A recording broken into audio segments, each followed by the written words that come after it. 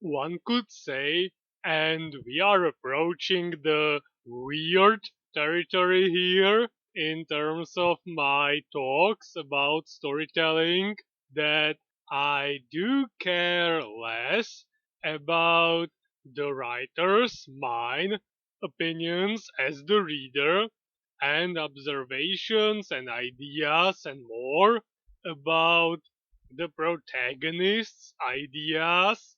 This is obscure. I'm fully aware of that, almost esoteric, but if I can somehow fully distance myself from writing as me from the real world, insert it into that setting, and instead write the characters who inhabit my various worlds, it could potentially lead to something that I am truly looking for. This absolutely is not something new, something that I came up with, but I wanted it here in my personal online journal just in case I forgot.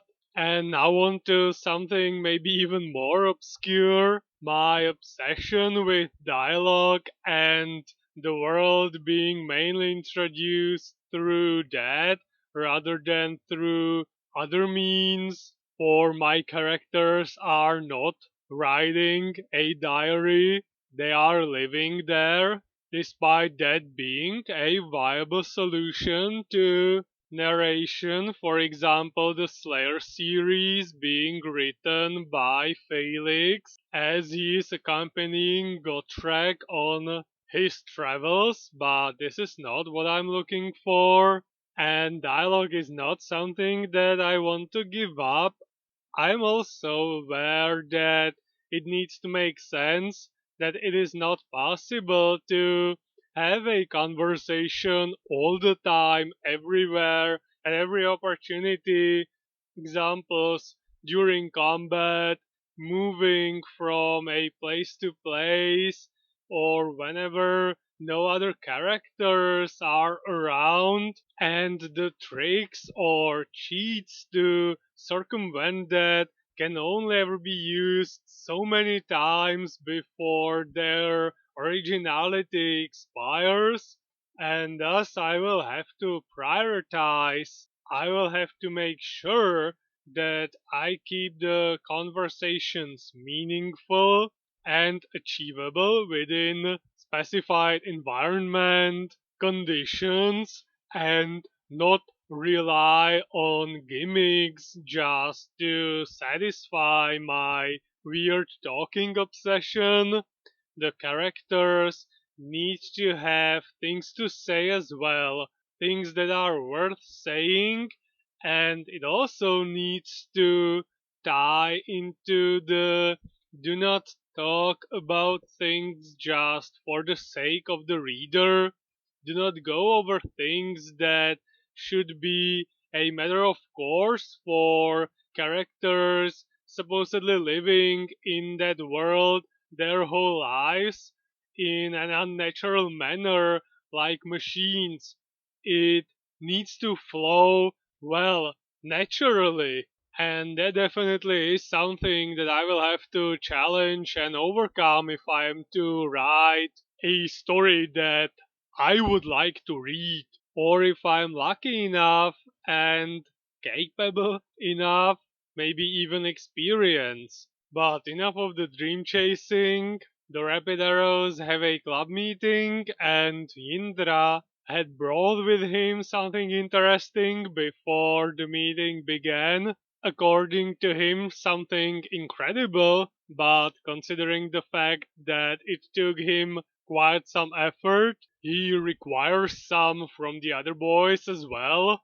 And the key to this secret is currently on the table, and the only thing there are a few chestnuts, and that's it. So they get to it and begin investigating. Speedy even brings out the magnifying glass, but all is for naught. Indra just cryptically adds or rhetorically asks if they are really all the same, and it finally pushes Yarka in the right direction. In one of them, there is a hidden compartment that contains a message written on a spiral strip of paper that says that Indra has somehow persuaded his uncle to lend them keys to his cabin for one full weekend. Celebrations erupt. Indra is being carried around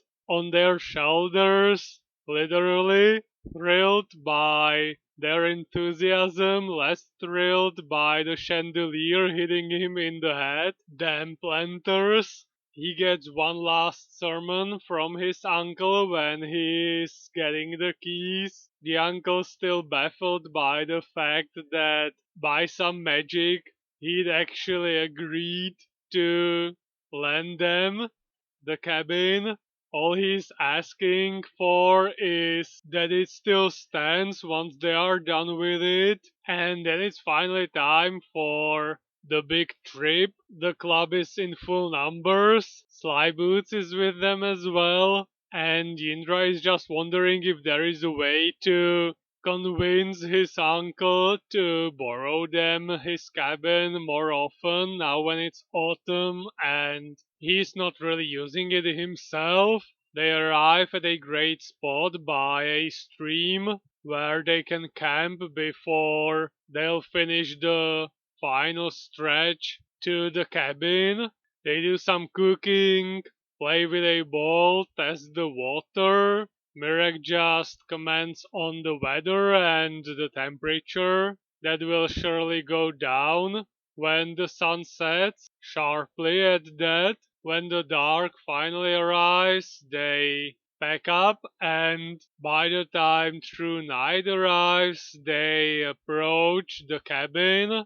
Indra barely makes a remark that it will surely please the other club members greatly when a rather unpleasant surprise reveals itself in the form of someone clearly being inside when there is not supposed to be anyone there. There is light coming from the windows and there is smoke coming from the chimney. And so everyone goes into a full vigilance mode. The conclusion is that most probably a thief broke into the cabin and is now using it as his base, relying on the owner not coming back, at least not anytime soon. And so it comes to Yarka to make a contact, pretend to be looking for a way to the station, and worst case scenario, the other four will rush to help him if such need arises. The moment he comes closer, the light goes out. Speedy Wellnight trying to look into the future out of worry for his friend, who tries knocking, loudly pondering how he's going to reach the station when he doesn't know the way, but no one answers the door. And so when Yarka gets back to the rest of the club, he just tells them that he had heard some noises from the inside, but no one seemed willing to come out. So someone is definitely there, but for now they have no idea what the number of the intruders is and who they are. And so they decide to retreat a bit further so that no one can hear or see them from inside the cabin. Redcap's idea, and then they form a plan. Two of their youngest will approach the cabin again, two to alleviate their fears, and youngest so that whoever's inside doesn't get spooked, and they will be so bothersome, so unrelenting that whoever's inside will have to eventually open them, and the moment that happens, everyone else will rush in as well. And so it comes to Redcap and Speedy, who is not exactly thrilled by the fact that he is amongst those two youngest. suddenly he wouldn't mind a year or two on top of his current age. And so when they begin their performance, something finally happens. Someone approaches the door from the other side. Then we see a pair of eyes from above the cover. And then a man with a beard opens up, demanding to know how many of these nightly visitors are there. Redcap sharply retorts that it is their cabin, and what even is he doing in there? Well, the man does not take kindly to such righteous fury, grabs Redcap and drags him inside as his hostage before the rest of the club can react, and despite Redcap's attempts to resist the grown man, they are futile and in vain, and the door shuts down behind him. This is where I'm going to stop. More of this parody of English in future videos.